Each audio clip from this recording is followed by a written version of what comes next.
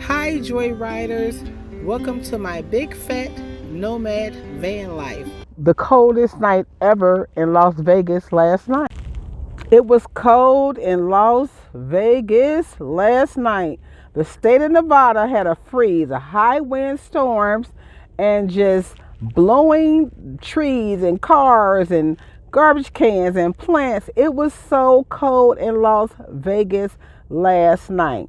If I had to pick one downside or downside or one con of living in a van, living a nomadic lifestyle in a vehicle, is the weather. The weather, the weather, the weather. How you can prepare for cold temperatures living in a vehicle is to layer up. I have on a tank top. I have on another thin layer shirt. I have on a t-shirt. I have on a sweatshirt. I have on this Navajo hoodie. I have on this warm skull cap. I also put this is like a fur jacket. So I sleep in, I put this on top of this Navajo. This Navajo, the material that's in this tweed, I was pretty warm at the top part. Now, as far as my bottom part, I have on just a pair of pajama pants. And generally, I sleep in these pajama pants and also like a pair of jogging pants, which I have packed up. I haven't needed them the entire trip, or not needed them so much that I would pull them out. But that's why I usually have on several layers on my legs. But because I have this mummy sleeping bag, also the blanket that I have is very warm. Still, there's just something about cold weather that penetrates your skin. It was so cold last night. Even though in my sleeping bag, in my Navajo hoodie, in my skull cap, in my sweatshirt, in my layers, I was hot. At times I was sweating. But if you have to get up for any reason to go to the bathroom, if you touch any item in your van, it reminds you of just how cold it is. So what is my defense? What do you do when you're living in a vehicle and it's cold? So there are several options. One option that I just recently used was to come out west, was to winter in the west. I am in Nevada.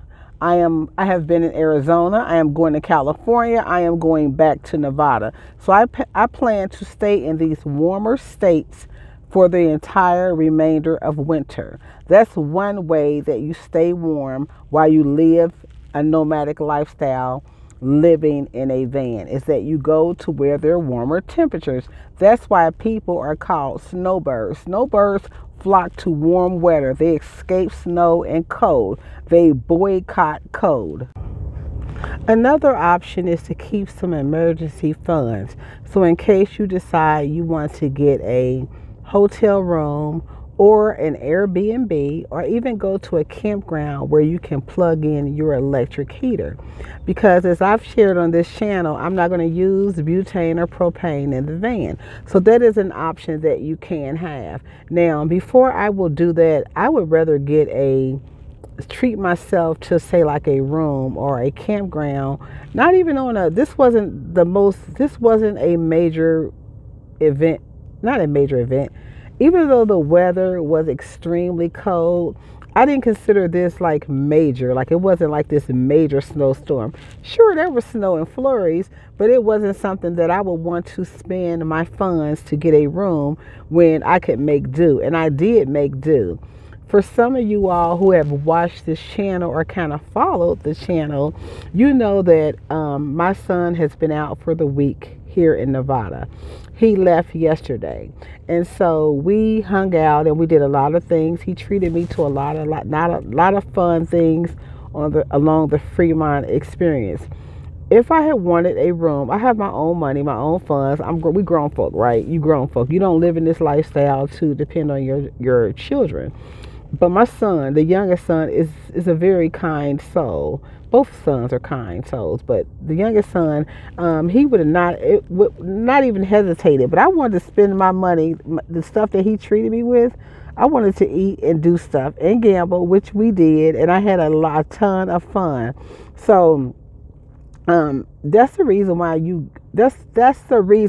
I chose this lifestyle so that I can work at my own pace doing the kind of work I want to do, so that I don't have to pay any living expenses, which you do pay living expenses. Van life is not free, but so that you have cash or funds to do some of the things you may want to do.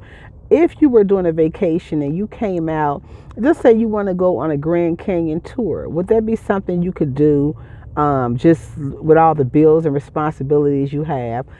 You may not be able to do that. So that's one of the things that this nomadic lifestyle allows you. It allows you to play around, to do some of the things, special things, historic things that you want to do that you may not be able to do if you were also paying for your living accommodations. It allows you to save, to get you a boxable like what I'm getting. Yeah, it allows you to save. So what are some ways, if you're considering a nomadic lifestyle or living in a vehicle, that you can stay warm if you're not going to use propane? Say like a wave heater, a Chinese diesel heater, a Mr. Buddy heater, your butane stove. I have a butane stove. So what are some ways that you can stay warm?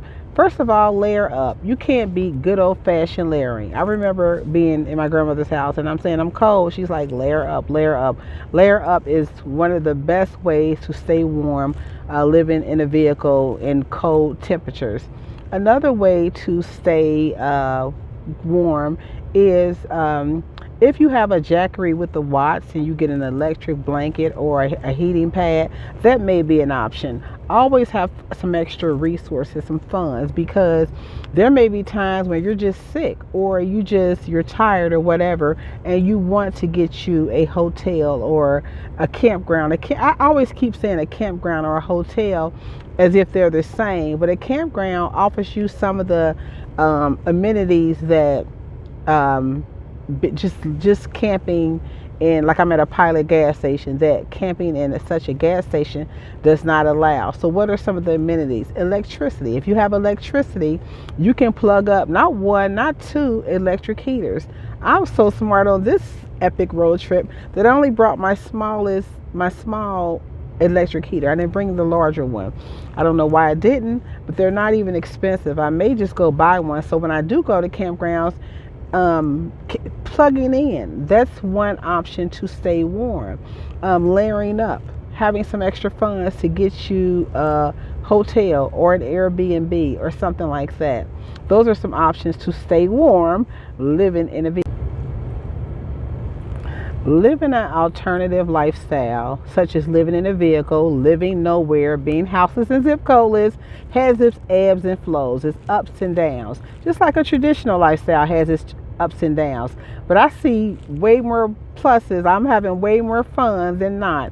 So I'm going to end this video by saying life is short. We say that, but we don't really think that, because if we thought that, we would do things differently. We would live our life.